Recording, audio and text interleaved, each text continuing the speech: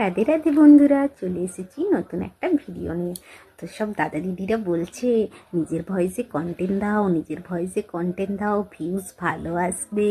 তো ভাবলাম আমি তো সবসময় রিলস বানাই, তো ঠিক আছে নিজের ভয়েসে একটা ভিডিও বানানো যাক, দেখি যে কেমন ভিউজ আসছে। তো আমি হঠাৎ ভাবছিলাম নিজের ভয়েসে কি ভিডিও বানাবো, তখনই আমার মনে পড়লো যে কেননা আমি আমার পুরানো দিনের স্মৃতিগুলো তোমাদের সাথে একটু শেয়ার করে নিই।